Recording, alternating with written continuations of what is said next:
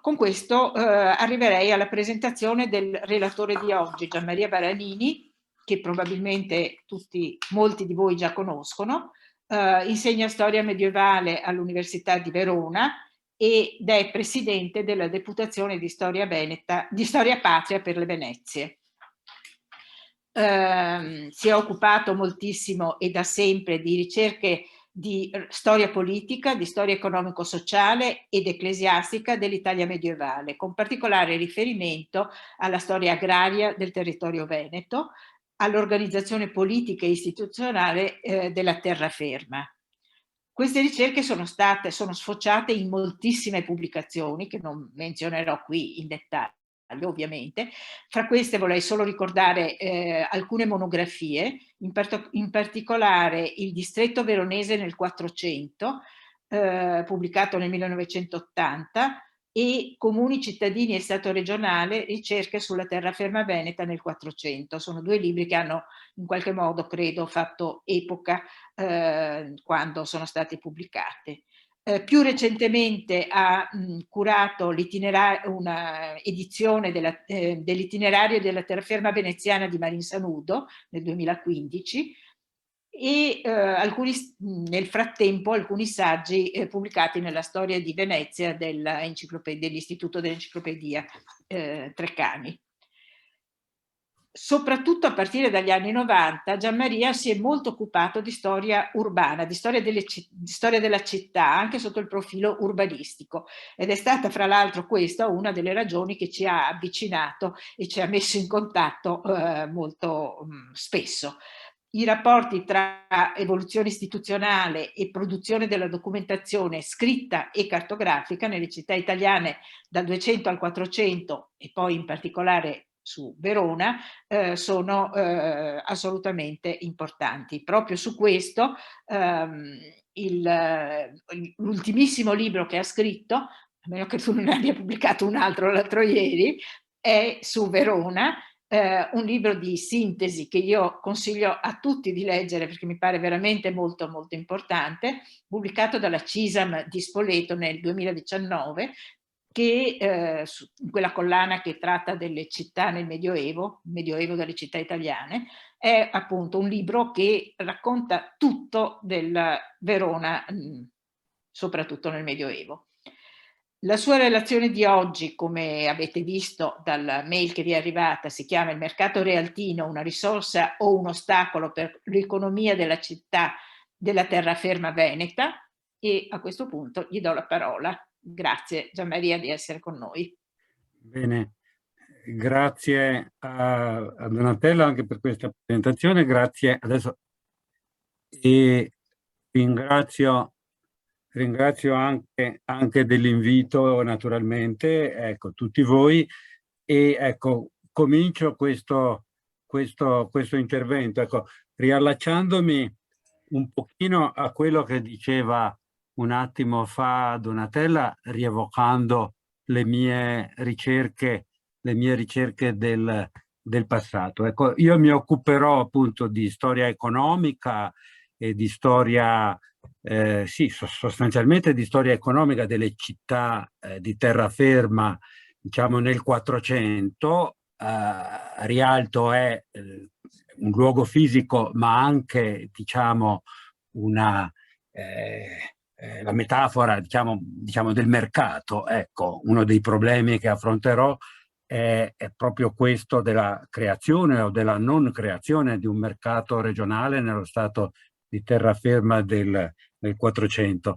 E dicevo, in qualche modo mi riallaccio a quello che Donatella diceva un attimo fa, ricordando un mio libro di più di 40 anni fa, ecco, proprio perché in questi decenni la storiografia, le ricerche appunto sulla terraferma del 400, come del resto, insomma, credo che tutti voi sappiate, sono cambiate davvero molto profondamente. Ecco, nell'arco, diciamo, della carriera di uno studioso come me, che ormai appunto è fuori ruolo, non insegno più, e all'università, ecco, il quadro storiografico è cambiato davvero, davvero molto. Ecco, e accennavo al fatto appunto che inizio con l'immagine di questi due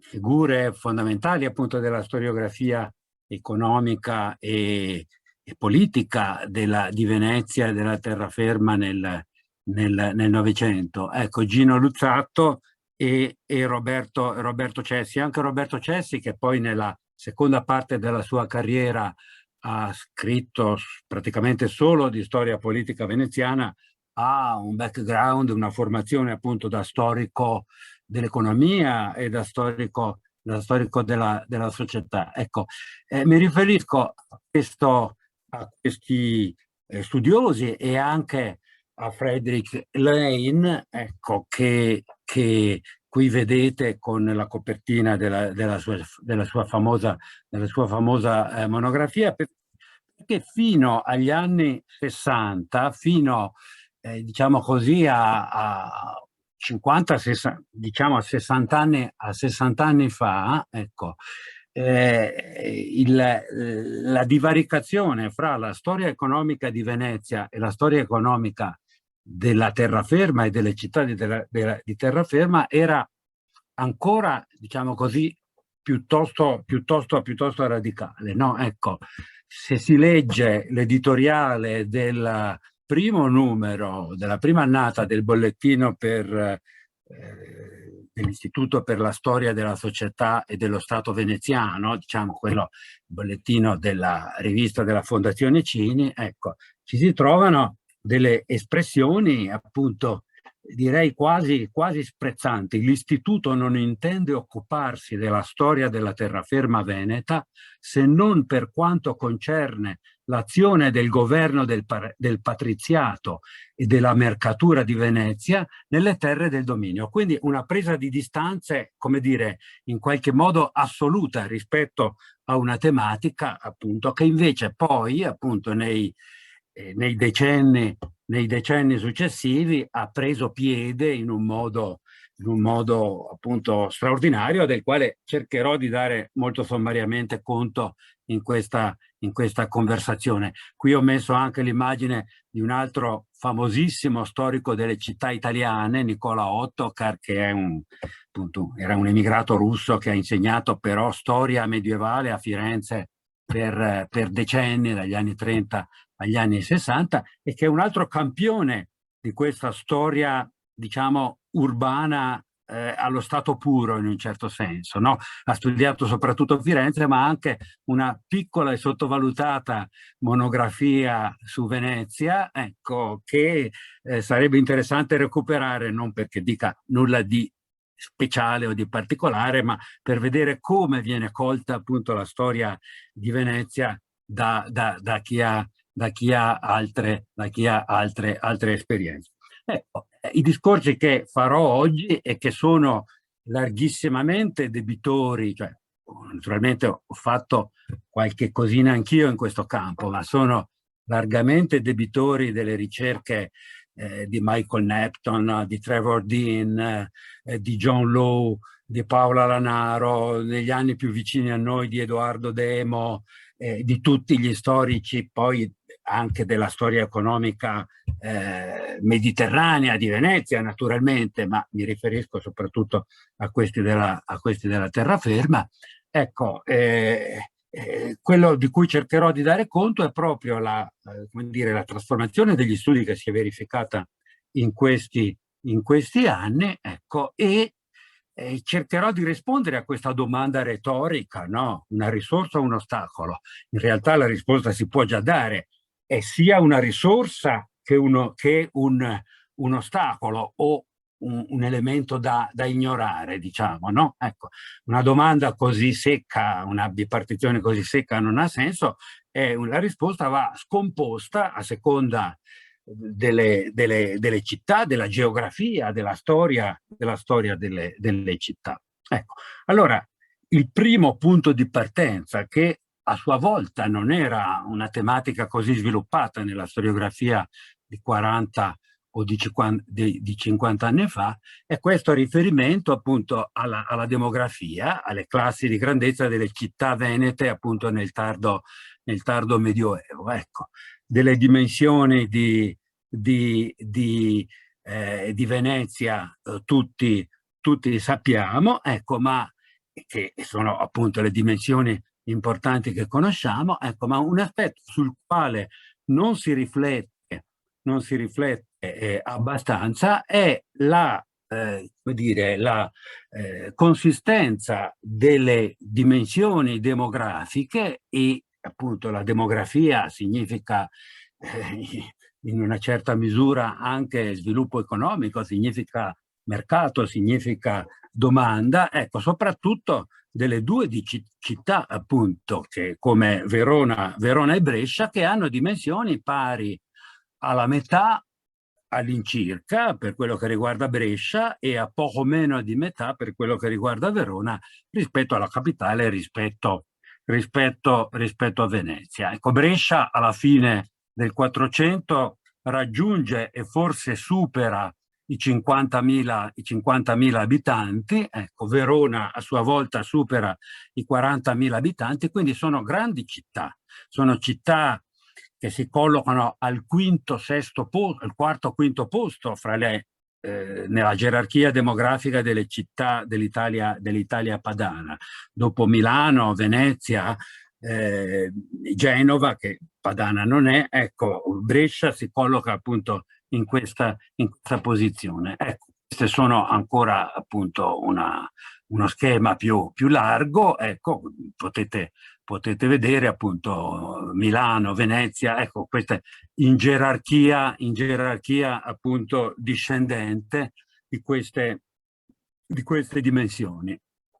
Ecco, questo è un elemento appunto, diciamo così, già di per sé significativo, no? Ecco, è chiaro che Venezia è la grande metropoli, che è, ecco, ma appunto il rapporto fra Venezia e le grandi città dello Stato di terraferma non è un rapporto così squilibrato. Ecco, fra un attimo mi occuperò comparativamente, in modo molto veloce, dello Stato fiorentino del 400, paragonando alcune scelte della politica economica di Firenze verso il suo Stato e di Venezia rispetto alla terraferma. Ebbene, il rapporto fra Firenze e la più grande o la meno piccola delle città dello Stato fiorentino del 400 è di 10-1, è di 9-1, perché Pisa, che è la meno piccola fra le città della Toscana fiorentina del 400, non supera i 10.000 abitanti, mentre il rapporto fra Brescia e Venezia è di 1-2, il rapporto di Verona con Venezia è di 4-10. Ecco, quindi capite che ci sono queste dimensioni demografiche che sono un elemento molto, molto importante. Ecco, al quale si aggiunge poi, e in questo mi servo appunto del confronto specifico proprio fra la politica economica di Firenze rispetto al suo Stato, al dominio fiorentino del 400, e la politica economica veneziana, ecco, c'è una profonda differenza, dicevo, dal punto di vista demografico, e anche una profonda differenza dal punto di vista culturale. Ecco, uno storico inglese precocemente scomparso, che si chiamava Epstein, appunto, in un lavoro di forse 25, forse anche più anni fa, aveva, diciamo, con un errore fecondo, ecco, in qualche modo cercato di comparare la politica economica di Firenze con la politica economica di Venezia rispetto al suo territorio. Ecco. E appunto quello che emerge da questo confronto è il fortissimo interventismo, la fortissima capacità di Firenze di governare, di orientare quelli che sono gli snodi. Qui ho messo appunto due cartine, due riferimenti appunto alle fiere e ai mercati dei borghi della Toscana fiorentina. Ecco, e c'è questo confronto fra una capacità molto forte di Firenze di creare una economia regionale in qualche modo, di far coincidere in qualche misura l'economia di quella parte di Toscana che era sotto il dominio fiorentino e che faceva parte del territorio di Firenze, faceva parte, attenzione, del contado di Firenze. Ecco, c'è una capacità molto forte di Firenze di come dire, governare, orientare e disciplinare questa politica economica, ecco, che non trova invece appunto nessun tipo di riscontro nella logica che conosciamo, la logica dei patti, la logica degli accordi, la logica delle dedizioni, che per Venezia aveva una tradizione antica. La politica economica veneziana, lo sappiamo, dall'XI-XII secolo in poi è andata avanti mediante accordi, mediante patti commerciali con le città, in questo caso dell'entroterra, no? Ecco, il modello che viene riproposto agli inizi del 400, al momento della conquista, è proprio appunto questo modello non dell'assoggettamento, non dell'inquadramento economico e del disciplinamento, diciamo così, militare, ecco, ma è questo modello invece appunto delle dedizioni e dei patti fra città e città, ecco, come subito vedremo. Ecco, c'è un dato significativo, qui mi riferisco appunto specificamente a Rialto e diciamo così alle strutture di mercato, alle strutture del commercio veneziano, no? Questo è credo che figuri anche sull'icona dell'associazione Rialto, no? È dei manoscritti della descrizione di Venezia di Jacopo di Albizotto Guidi. Ecco, è abbastanza interessante osservare che le descrizioni di Rialto, ecco, queste sono le due strofe della composizione di Jacopo di Albizotto Guidi, che si riferiscono appunto diciamo, al mercato realtino. Ecco, ho evidenziato anche le località, i territori dai quali, teniamoli a mente, dei quali l'autore fa menzione. Ma dicevo, è significativo che queste descrizioni in nessun caso siano descrizioni fatte da cittadini di Verona, cittadini di Padova, cittadini di Vicenza, che pure frequentavano intensamente la capitale, diciamo così, la dominante, no? Ecco,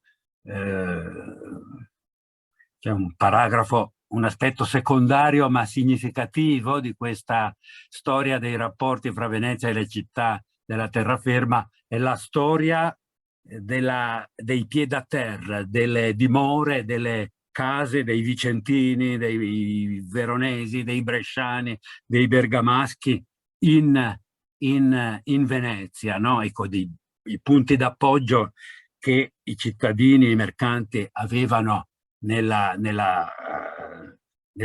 città lagunare, nella dominante. Quindi c'era questa abitudine appunto ovviamente a frequentare la città, ma non c'è nessuno appunto che, come dire, si orienta appunto a queste descrizioni e che appunto si riferisce in modo esplicito a questa diciamo così ricchezza descrittiva che invece appunto emerge dai versi di Jacopo di Albizotto Guidi e anche di altri notissimi viaggiatori che fanno queste straordinarie descrizioni come dire, fantasmagoriche, rutilanti di Rialto.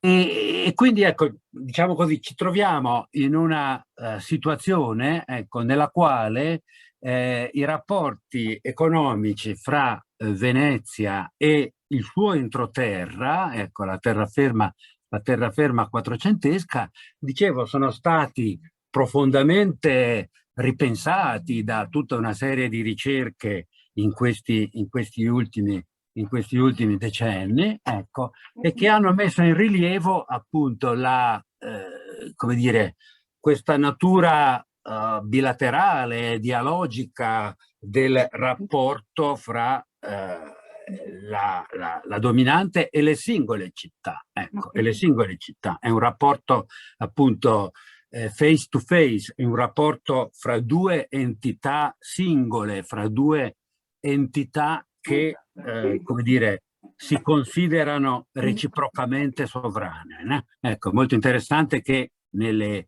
fonti statutarie vicentine, nelle fonti statutarie veronesi, nelle fonti statutarie bresciane e perfino in quelle di Padova si parla di res publica. Va bene, l'autodefinizione che i ceti dirigenti delle città di terraferma danno della propria città, della propria istituzione, è quella classica, è quella appunto di una res pubblica che si accorda, che patteggia in qualche modo da pari a pari con la dominante. Ecco allora che una delle chiavi di lettura come dire, importanti e innovative di questa nuova ricostruzione dei rapporti economici fra Venezia e le città dell'entroterra è questo concetto che così è stato elaborato, o per meglio dire, forse ancora meglio intuito e portato avanti da studi diversi. Originariamente forse il primo a svilupparlo è stato Bortolami, parlando del contado invisibile di Venezia, parlando appunto del contesto agrario della fascia di pianura veneta più vicina alla laguna, no? Ecco, questo concetto delle due terraferme, secondo il quale appunto le relazioni economiche fra la città capitale, fra la città dominante e l'entroterra sono profondamente strutturate in modo profondamente diverso fra la gronda lagunare, l'entroterra orientale e quindi la bassa pianura friulana, Treviso, Padova, il Polesine per un verso, e le città diciamo da Vicenza, da Bassano, da Vicenza in là per l'altro verso. Ecco, questo è un concetto appunto che è stato, dicevo, gradatamente e progressivamente messo a fuoco, ecco, e che ha trovato forse la sua formulazione più matura, diciamo, ecco, in questa grossa monografia di una decina di anni fa di uno studioso francese che si chiama Fabien Faugeron, che ha studiato la nona veneziana. Ecco, il libro si chiama Nourrir la ville ed è dedicato proprio appunto in modo sistematico alla storia annonaria veneziana dal XII al XVI secolo. No? Ecco. Allora, in queste 2 o 3 immagini che ho tratto dal suo libro, vedete qui appunto i riferimenti ovvi e conosciuti, se volete, al fatto che le infrastrutture idrauliche sono quelle appunto dei fiumi più vicini alla laguna, ecco, che c'è quindi una relazione diretta fra diciamo la gestione delle acque e il controllo, diciamo così, politico ed economico di queste infrastrutture e l'economia della città. Ecco. E poi appunto quella che è, anche questa immagine è tratta dal libro di Faugeron, ecco, quello che è il contesto complessivo, no? L'insieme del bacino di approvvigionamento di Venezia, in questo caso per quello che riguarda i cereali, ecco, ma ci sono i riferimenti anche appunto al bestiame e agli altri prodotti principali appunto per l'alimentazione umana, ecco, che naturalmente adesso non analizzo qui nei particolari, e che però appunto è fortemente istruttivo di quanto sia, e lo sappiamo bene, ancora cruciale, decisivo il rifornimento marittimo per l'alimentazione di Venezia, no? Ecco, e di come appunto la terraferma e soprattutto, ripeto, la terraferma vicina alla laguna diventino progressivamente appunto un elemento importante in questo contesto, diciamo, no? Ecco, in questo contesto. Ecco, vedete che l'area di approvvigionamento regolare della, diciamo così, dei cereali, in questo caso, ecco, non arriva fino alla Lombardia Veneta, non arriva né a Brescia né a Bergamo né a Verona, proprio per ragioni appunto di struttura economica molto precisa, no? Ecco. E quindi, ecco, ripeto, non entro nei particolari, ma questo concetto appunto di una profonda alterità fra i meccanismi economici che regolano il rapporto fra Venezia e l'area vicina alla città da un lato e le città da Vicenza verso ovest dall'altro, ecco, è un concetto estremamente fecondo che in qualche modo appunto struttura tutte queste relazioni che adesso vado a illustrare un attimo più approfonditamente. Ecco, questa è una raffigurazione settecentesca del porto sul Sile a Treviso, no? Ecco, uno degli snodi cruciali per l'approvvigionamento soprattutto vinicolo, no? Ecco, del vino, anche dei cereali e anche del bestiame che proveniva soprattutto dal Friuli, ecco, ma da qui si parte appunto per la riva del vino che vediamo in queste altre famose raffigurazioni. Ecco, e quindi, come dire, la regione economica che per quanto riguarda la terraferma fa capo a Venezia, alla città lagunare, ecco, è, come dire, territorialmente molto più ristretta di quella che è, diciamo così, il dominio politico, mentre tendenzialmente nello Stato fiorentino c'è una coincidenza fra questi due riferimenti, il dominio politico e l'egemonia economica.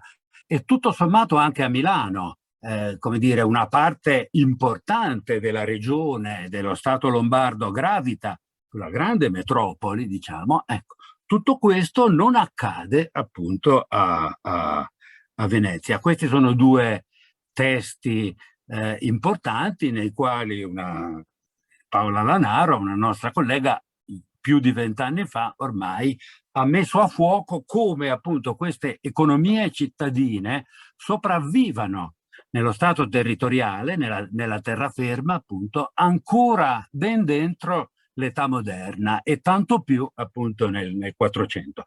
C'è stata poi appunto una serie di aggiustamenti interpretativi, ma questo schema di fondo che, ripeto, risponde al discorso che facevo in precedenza delle due terraferme, è uno schema appunto che diciamo è ora comunemente accettato. Ecco, l'esempio più significativo, è anche forse quello che conosco meglio, ma sicuramente l'esempio più significativo di questo tipo di rapporti fra Venezia e una delle grandi città, ripeto, di dimensioni demografiche assolutamente rispettabili, pari ai 4 decimi dal punto di vista demografico rispetto alla popolazione rispetto alla popolazione di Venezia. Ecco, l'esempio più significativo è quello di Verona. Verona che ha una storia antichissima di patti, di accordi con Venezia, che è durata più di 2 secoli, fino alla guerra famosa del 1335-36, che poi ha portato alla prima espansione di Venezia in terraferma con la conquista di Treviso. No? Ma per più di 2 secoli l'accordo nella gestione appunto dei commerci sull'Adige, accordo che si è appunto scandito, che è stato scandito da queste ripetute pattuizioni, no? Ecco, nel XII, nel XIII e fino agli inizi del Trecento, appunto, è un accordo che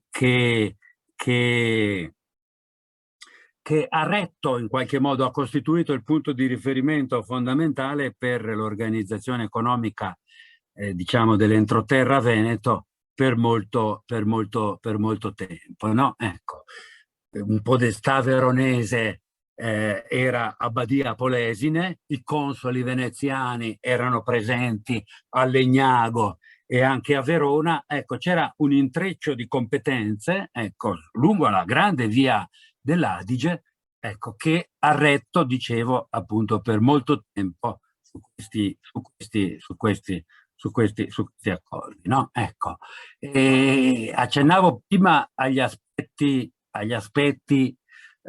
agrari e agli aspetti del rifornimento annonario, no? Ecco, è la presenza nel territorio veronese di aziende agrarie di proprietà veneziana è sostanzialmente un'eccezione. Certo, sì, i Grimani a Ponte Possero, ecco, i Barbarigo a Carpi, no? Ecco, ma è sostanzialmente un'eccezione. In questo caso, appunto, si usava l'Adige per il trasporto dei prodotti, per il trasporto dei cereali da Carpi di Villa Bartolomea nella bassa veronese. Verona è all'incirca in questa posizione, ecco. Ma appunto è sostanzialmente un'eccezione che conferma una regola di sostanziale estraneità della economia commerciale e agraria veronese rispetto all'economia veneziana. Ecco, questa cartina ci serve, che cosa? Ci serve perché ci mostra un aspetto interessante, cioè l'esistenza attraverso questi fiumi di risorgiva, ecco, di vie di commercio alternative rispetto all'Adige, delle quali il commercio veronese si può servire. Ecco, questa sono alcuni particolari di una famosa carta topografica del territorio veronese del 400, stava in qualche sede istituzionale veneziana, non sappiamo dove, ecco, e nella quale ho individuato questo particolare della bastione di San Michele, nelle paludi fra l'Adige, il Cartro e il Po, qui efficacemente la città di Verona, ecco. E raffigurate appunto in questo modo, come dire, anche pittoricamente interessante, per illustrare che cosa? Per illustrare l'estrema difficoltà nella gestione, nel controllo di questi confini, di questi itinerari commerciali che l'autorità veronese e veneziana aveva diciamo in questo periodo, nel 400 e poi anche nei secoli successivi. Ecco, questo è uno di questi punti di passaggio nelle valli grandi veronesi, ecco, appunto queste, come dire, l'immagine è naturalmente semplicemente evocativa di queste lande paludose, spopolate e desolate, ecco, e anche della complessità di questo, del regime idrografico di quest'area, no? Ecco, dai quali ricaviamo un'idea significativa, no? Ecco, ricaviamo un'idea significativa. Ecco, l'estrema difficoltà da parte di una qualsiasi autorità di polizia, di controllo del commercio, dei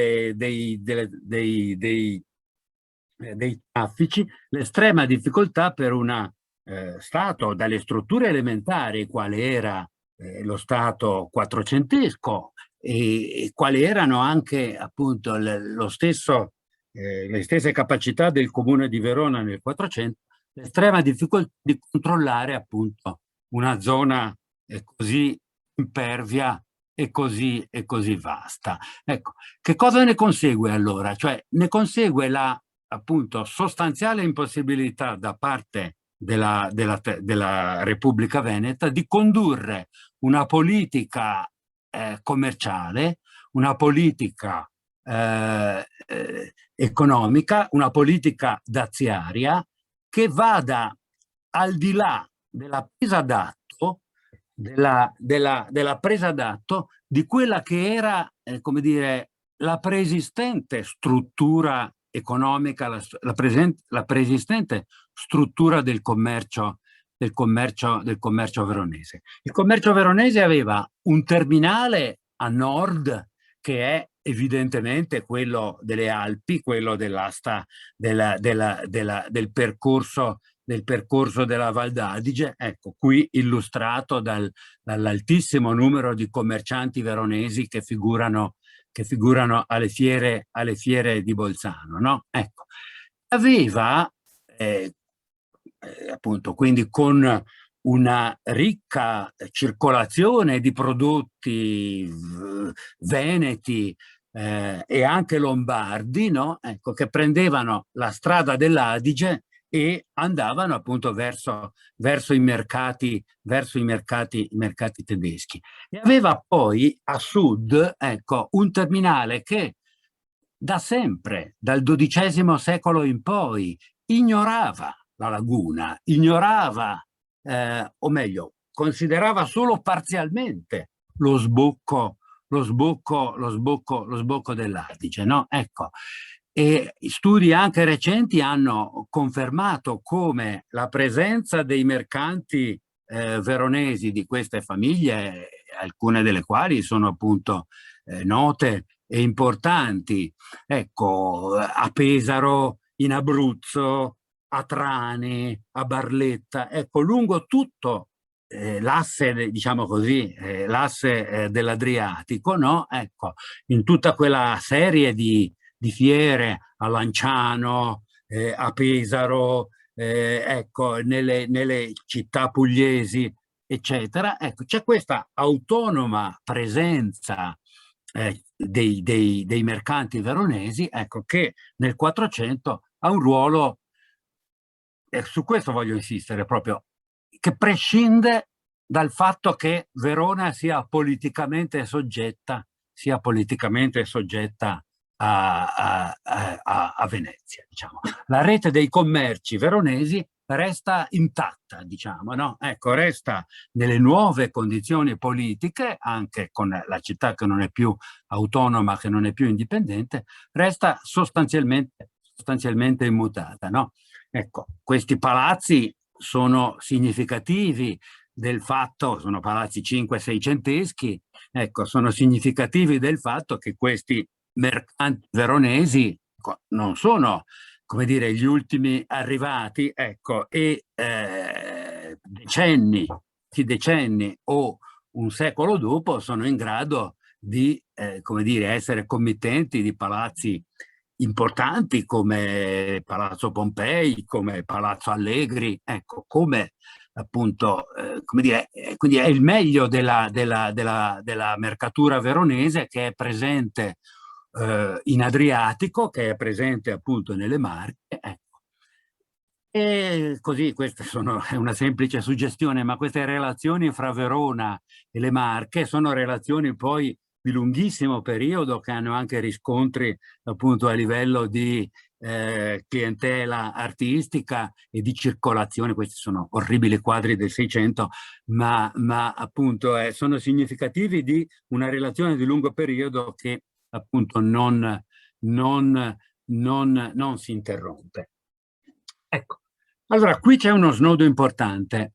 Quando Venezia nel 1421, poi nel 1437, poi nel 1446 cerca di obbligare i mercanti veronesi a passare da Venezia, a passare dalla laguna per daziare le merci veronesi, ecco che immediatamente, come dire, si sviluppa nella impossibilità di reprimerlo, ecco, un contrabbando lungo l'Adige, lungo il Tartaro, lungo le paludi che permettono da Verona di andare a Ostiglia o a Ferrara, ecco, Ostiglia o a Ferrara, ecco, si sviluppa immediatamente, appunto, oltre alla protesta, a far nascere appunto le vigorose proteste diplomatiche del governo cittadino veronese, si sviluppa immediatamente appunto un contrabbando, no? Ecco, uno Stato incapace, diciamo così, di controllo poliziesco non può che prendere atto dell'esistenza di reti commerciali che, come dire, prescindono dalle sue capacità di controllo, diciamo. Ecco, deve prendere atto appunto di una situazione, ecco, di una situazione del commercio veronese che segue le sue logiche, che segue le sue dinamiche, così come lo vedremo fra un attimo, vale per Brescia e vale in qualche misura anche per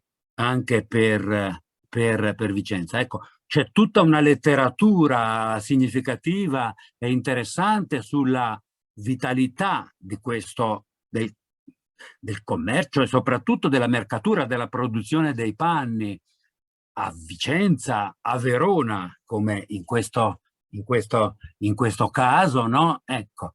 E c'è anche appunto una composizione in ottave in lode della città di Verona, un fioretto delle antiche cronache di Verona, no? Che come dire, fa da contraltare in qualche modo al cantare di Jacopo di Albizzotto Guidi, no? Ecco, quindi ho messo alcuni versi insieme alla fotografia del mercato dei panni, diciamo così, del luogo della città di Verona dove avviene la confezione e lo smercio dei panni di lana. Ecco, ho messo questi versi perché fanno riferimento alla presenza a Verona di commercianti provenienti dalla costa dalmata, dall'Ungheria, dalla Germania, no? E testimoniano appunto la vitalità di questa vita economica e di queste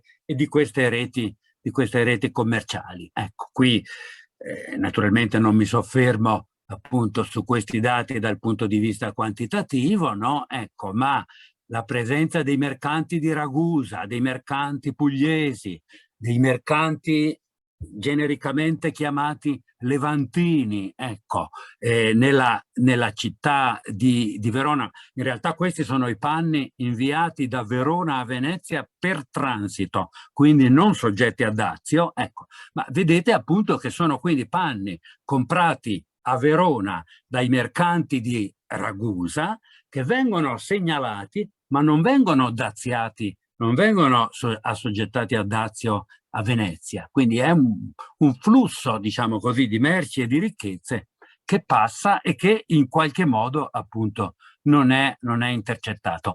E sono appunto quantitativamente dati importanti e geograficamente appunto riferimenti importanti, no? Ecco, ai quali fa capo tutta la struttura commerciale della città, che qui vedete appunto in un quadro settecentesco, no? In una raffigurazione settecentesca, ecco, descritta da questo poeta del Quattrocento, appunto in tutta la sua la sua vitalità.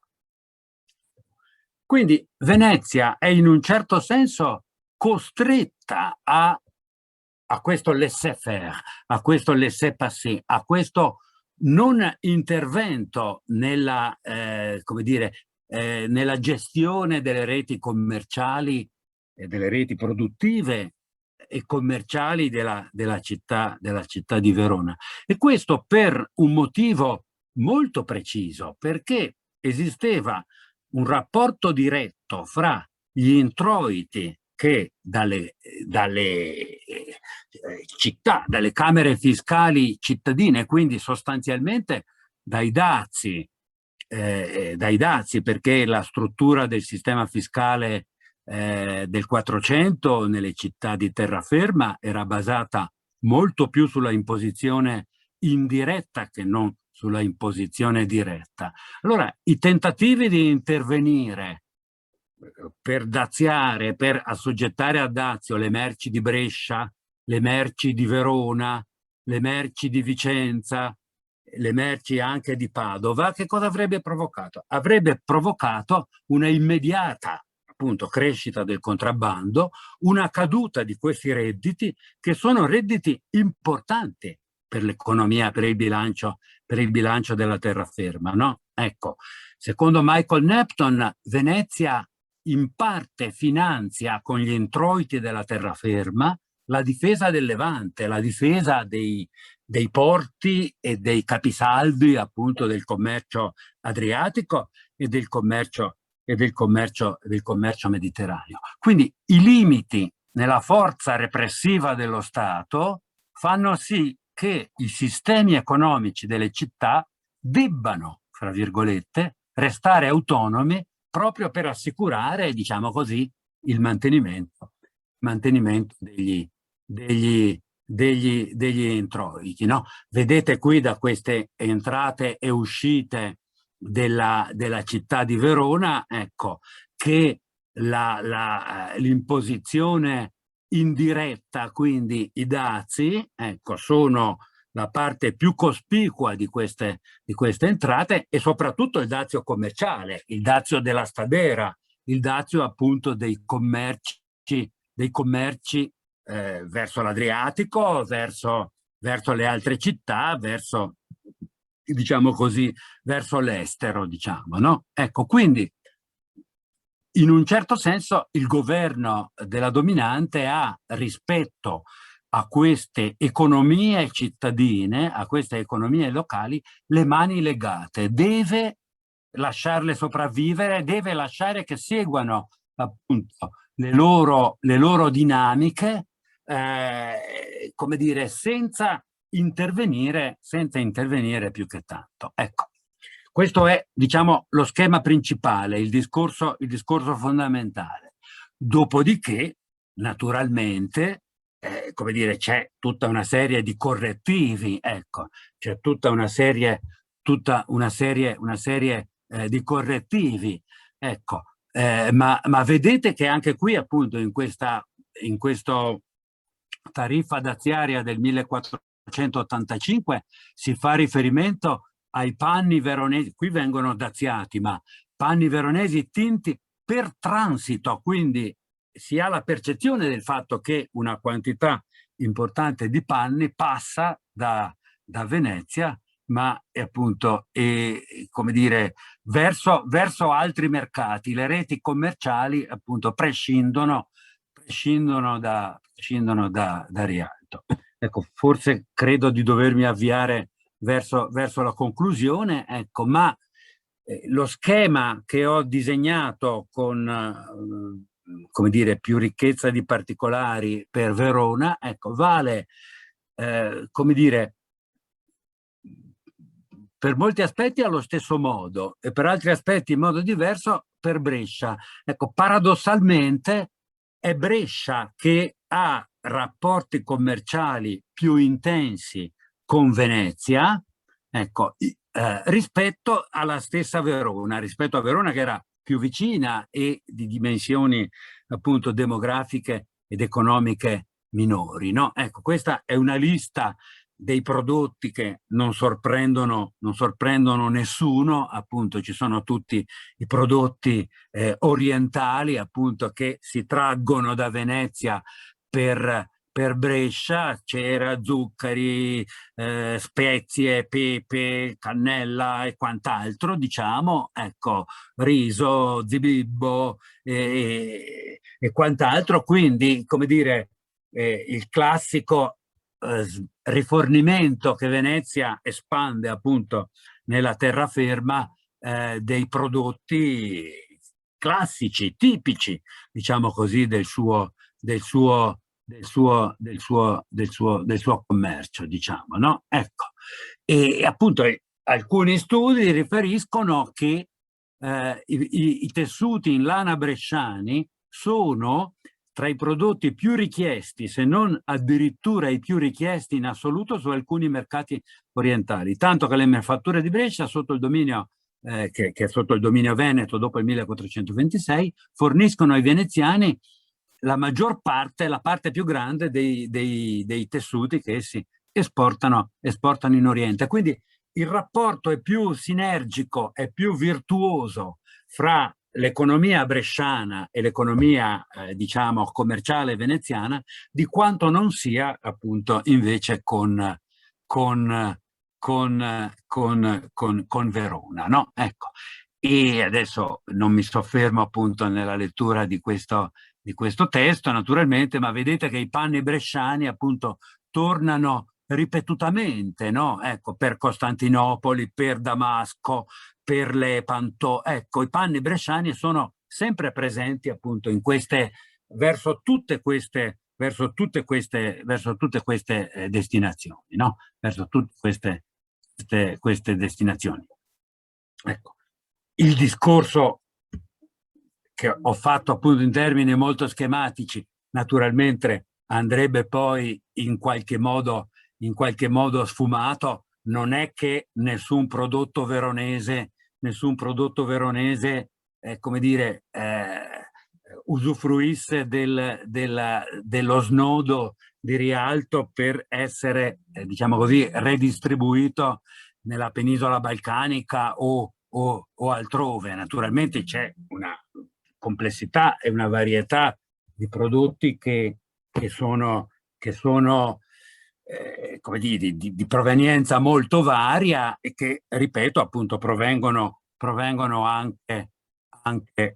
anche da Verona, no? Ecco, ma lo schema di fondo credo che sia proprio quello che ho proposto, no? Ecco, una economia come quella di Verona e anche l'economia di Brescia, ecco, seguono logiche intrinseche, diciamo così, ecco, che non hanno nessuna reale dipendenza, nessun intreccio davvero stretto, davvero profondo con il mercato veneziano, no? Con il mercato veneziano.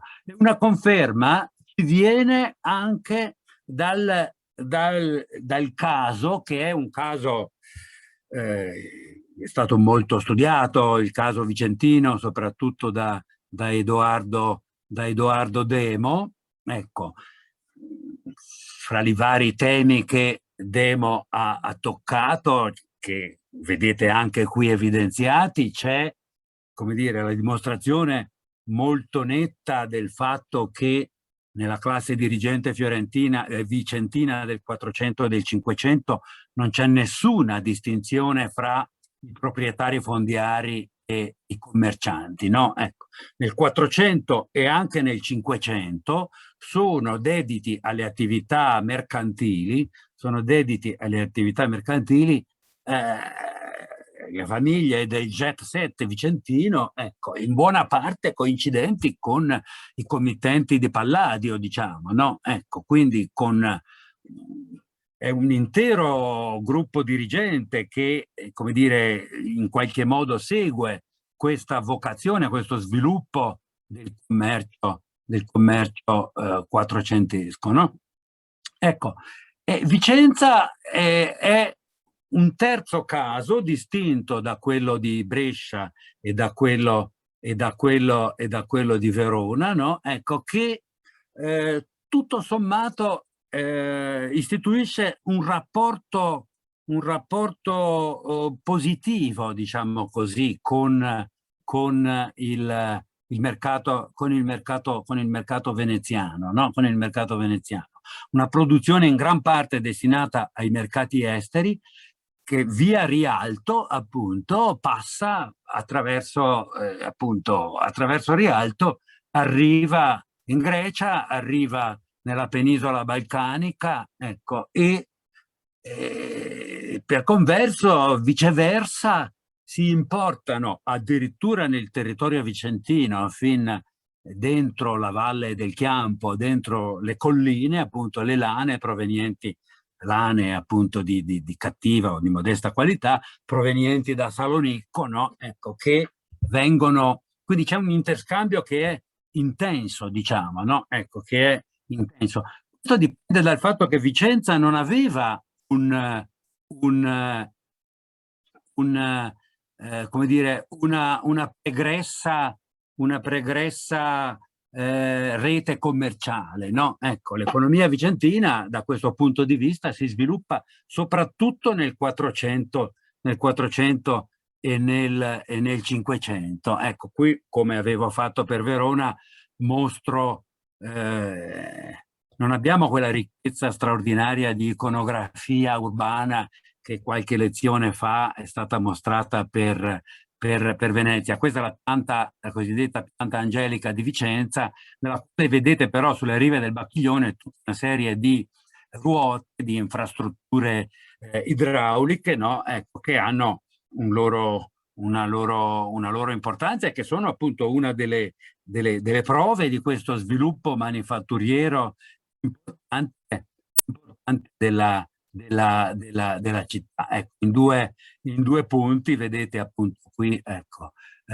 isola dove si fa il mercato degli animali di legne, ecco, e qui appunto questa lunga teoria di ruote di mulino o di follone, ecco, adesso è difficile dire quale fosse l'impiego esatto di questa energia idraulica.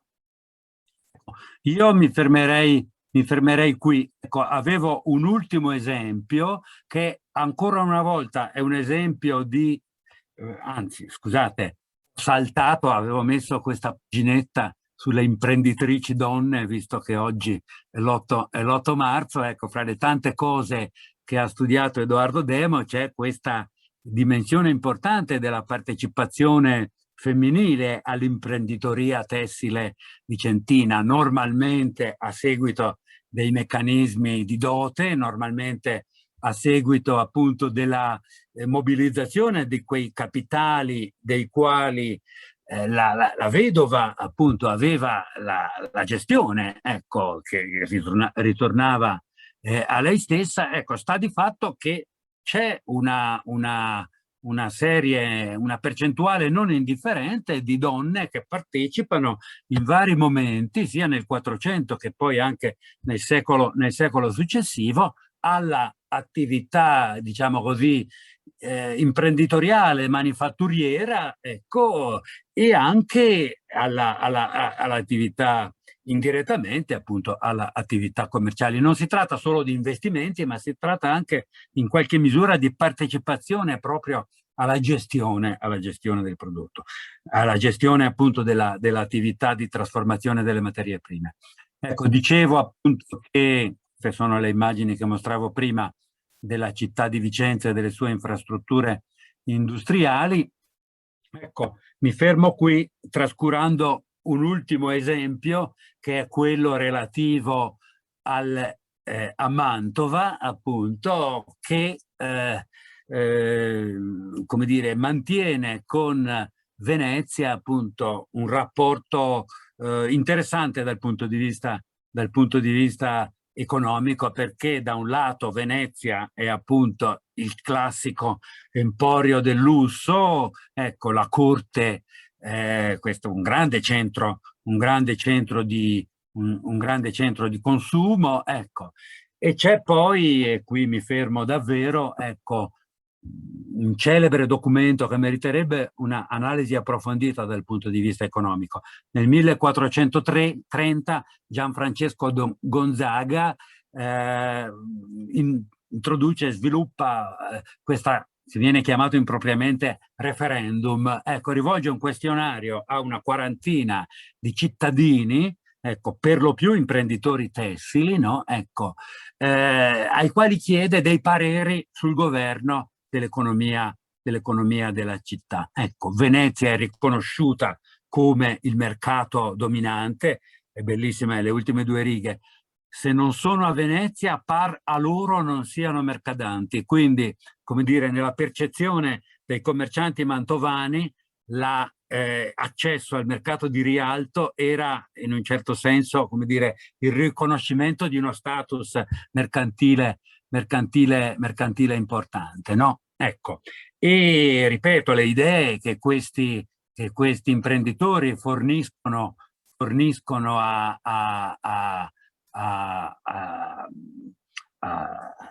al futuro marchese, pochi anni dopo Gianfrancesco sarebbe diventato marchese, appunto sono idee che da un lato riconoscono la centralità di Venezia, ecco, ma dall'altro, come dire, introducono anche dalla parte loro la percezione dell'importanza del mercato dell'Italia centrale, ancora una volta Pesaro, la Romagna e la Puglia, no? Ecco, quindi ecco, con questo ho finito e spero di aver dato un'idea di questo panorama economico, di questa realtà economica estremamente complessa, estremamente variata, che non sopporta, diciamo così, letture uniformanti e unificanti, che certamente ha individuato questa sostanziale divisione fra Padova e Treviso, delle quali non ho parlato, no? Ecco, perché sono in un certo senso il retroterra immediato della